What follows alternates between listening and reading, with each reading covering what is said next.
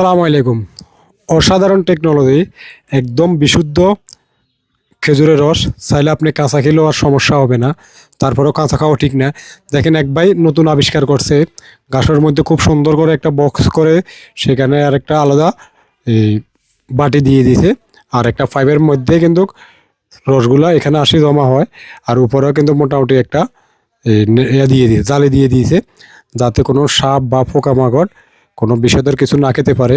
একদম পিওর, আপনারা চাইলে গাছ থেকে এভাবে খেতে পারবেন, তেমন সমস্যা হবে না। আসলে বর্তমানে খেজুরের রস খেয়ে কিন্তু বিভিন্ন ধরনের ভাইরাস ছড়াচ্ছে, যেমন নিপা ভাইরাস। বিভিন্ন এলাকায় কিন্তু খেজুরের রসের কারণে এই ভাইরাসটা ব্যাপক পরিমাণে ছড়াচ্ছে।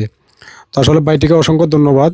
আসলে প্রত্যেকটা গাছে কিন্তু এই ধরনের সিস্টেম করলে আমার মনে হয় খেজুর রস খেয়ে আর কেউ মারা যাবে না, আর নিঃসন্দেহে চোখ বন্ধ করে খেজুর রস খাওয়া যাবে। অসাধারণ কৌশল। দেখেন পাইপটিও এখান থেকে কেউ বাইর করতে পারবে না। অসাধারণ। ভিডিওটা ভালো লাগলে সবাই শেয়ার করবেন। ধন্যবাদ। আসসালামু আলাইকুম।